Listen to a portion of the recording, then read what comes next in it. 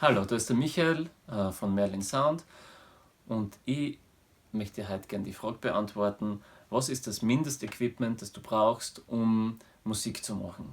Und zwar in einer Qualität, die vergleichbar ist mit Songs, die du im Radio hörst, Songs, die du im Internet hörst oder Songs, die du auf CD hörst. Damit du möglichst günstig Musik produzieren kannst, brauchst du ein digitales System. Das ist ein Computer, das kann sein ein Laptop, das kann sein ein Stand-PC.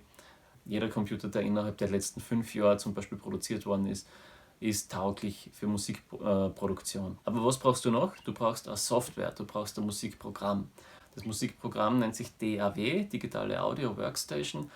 Das ist ein Programm, mit dem du mehrere Spuren aufnehmen kannst, verarbeiten kannst, mit dem du schneiden kannst und es auch die nötigen Effekte und Plugins hat, damit du die Musik dann richtig abmischen kannst. Und da gibt es unterschiedliche Programme von unterschiedlichen Herstellern. Logic Pro, das ist von Apple. Es gibt eine Gratis-Variante davon, die weniger Funktionen hat. Das ist das GarageBand. Also falls du einen Mac hast, kannst du das kostenlos ausprobieren. Ableton Live, FL Studio, Reaper, Cubase, Pro Tools, Bitwig Studio etc. Alle diese Programme werden in professionellen Studios verwendet und alle Programme kannst auch du daheim auf deinem Computer installieren und verwenden. Der Preis für die Programme beläuft sich ungefähr auf ab 60 € bis 600 €. Das ist ganz unterschiedlich, wie groß das Paket dann ist, das du nehmen willst. Ich persönlich produziere mit dem Logic Pro. Das kostet bei Apple 230 €. Am besten ist, wenn du dein DAW auswählst, probier verschiedene aus. Es gibt überall Testversionen. Schau, was dir am besten gefällt, was für dich am intuitivsten und am einfachsten zu bedienen ist, was am meisten Spaß macht. Jedes Programm kann im Prinzip alles, was du brauchst, um Musik zu produzieren. Was du noch brauchst, ist etwas, mit dem du die Musik hören kannst, also Kopfhörer, Lautsprecher. Ich finde, es ist gut, beides zu haben. Also es müssen aber nicht die teuersten Kopfhörer und die teuersten Lautsprecher sein. Teilweise arbeite ich mit Laptop-Lautsprechern, weil man sowieso hören will zum Schluss, okay, wie klingt es am Laptop, wie klingt es am Handy, wie klingt es im Auto. Empfehlen kann ich die Audio-Technica ATH-M40X, einfach weil sie kompakt sind, weil sie robust sind. Sie sind geschlossene Kopfhörer, also von außen werden Geräusche abgeschirmt, das heißt, man kann besser zuhören. Ja, und sie kosten 79 €. Das ist ein wirklich guter Preis. Was du noch brauchen kannst, ist ein MIDI-Keyboard. Das schließt man über einen USB-Eingang an und du kannst damit die Instrumente steuern. Du kannst zwar in jeder DAW mit deiner Tastatur, Computertastatur einspülen, mit der Maus zeichnen, welche Töne du hören willst, aber oft ist es leichter, mit einem MIDI-Keyboard das einzuspülen.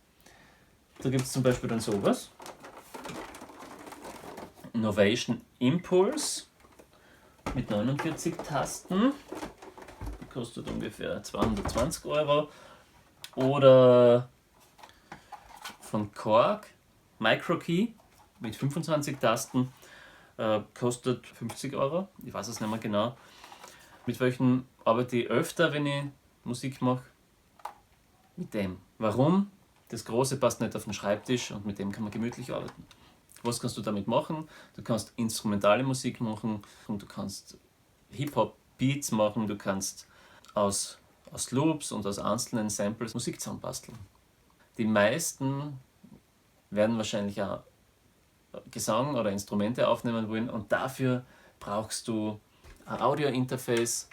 Das bringt dein Signal in den Computer, also deine Stimme, das Gitarrensignal, egal was du aufnehmen willst.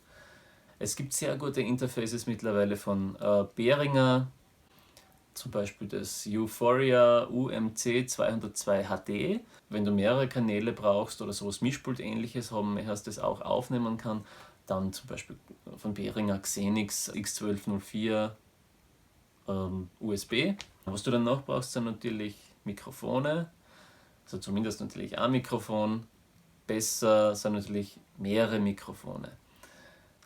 jedes Mikrofon hat einen unterschiedlichen Charakter und jede Stimme ist unterschiedlich und das Mikrofon und die Stimme müssen zusammenpassen. Das ist zum Beispiel das Rode NT1A, das ist ein super Mikrofon, kostet ca. 150 Euro.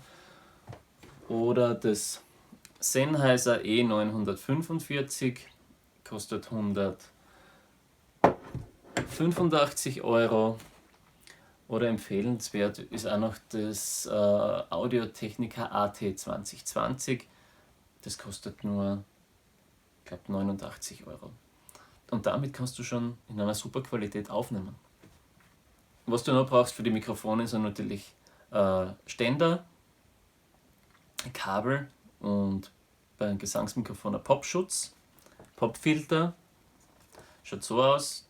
Das verhindert, dass diese P- und T-Laute, wo starker Luftstrom aus dem Mund kommt, zu deutlich, also zu Nebengeräuschen führen, die dann stören. In Summe sind das halt ungefähr 500 bis 1000 Euro, die man einmal investieren muss, damit man Musik aufnehmen kann.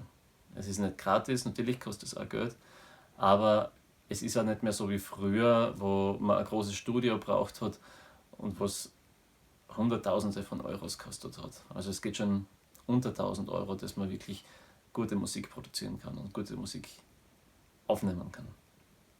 Was natürlich auch wichtig ist, sind die Skills, die Fähigkeiten und das Wissen, wie dann Dinge anschließt, Dinge aufnehme, wie ich einen Song aufbaue, wie ich das abmische und wie ich das zum fertigen Produkt mache.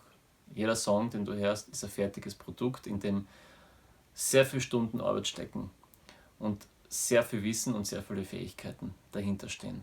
Und das ist ja das schöne Musik machen. Am Anfang wird es wahrscheinlich noch nicht besonders beeindruckend klingen, aber umso länger du daran arbeitest, umso mehr du lernst, umso mehr Lieder du machst, umso mehr Fähigkeiten du dir aneignest, umso besser wird es, was du dann im Endeffekt schaffst. Ich mache jetzt seit ungefähr 20 Jahren Musik und ich habe von Anfang an versucht, die Musik aufzunehmen. Am Anfang mit einem 4-Spur-Kassettenrekorder, wo wir irgendwelche Mikrofone angesteckt haben. Dann mit einem Harddisk-Rekorder, dann mit Computern, schon mit einem Audio-Interface und mit Ableton Live, dann wieder mit dem Computer und wieder mit einer anderen DAW, mit dem Logic. Also ich habe so viel aufgenommen, es hat immer nicht so gut gelungen, wie ich es gern gehabt hätte. Und ich habe mir gedacht, das liegt am Equipment, aber es hat nicht am Equipment gelegen. Wir haben damals schon gute Mikrofone gehabt, aber es hat trotzdem nicht gut gelungen. Es ist daran gelegen, dass wir einfach nicht gewusst haben, dass ich nicht gewusst habe, was wir tun. Ich habe nicht gewusst, wie man das Equipment richtig einsetzt. Und darum geht es eigentlich. Man braucht kein teures Equipment. Es geht mit einem günstigen Equipment, was ich dir jetzt vorgestellt habe, auch. Du musst nur wissen, wie du es verwendest. Wenn du wirklich Interesse daran hast, bleib dran, setz dir hin, lern, versuch dir immer was Neues anzueignen. Der Fortschritt passiert. Er passiert langsam, man bemerkt es selber oft nicht, aber er passiert. Ich hoffe, ich habe dir brauchbare Informationen für den Start mitgeben können. Du schaust das nächste Mal wieder zu. Vielleicht abonnierst du meinen Kanal. Ich werde noch mehrere Videos machen. Auch Videos, die noch mehr erklären, wie kann ich Musik machen, wie kann ich gute Songs schreiben, wie kann ich meine Musik gut klingen lassen und wie kann ich zu einem guten Ergebnis kommen. Mach's gut, viel Spaß und bis bald.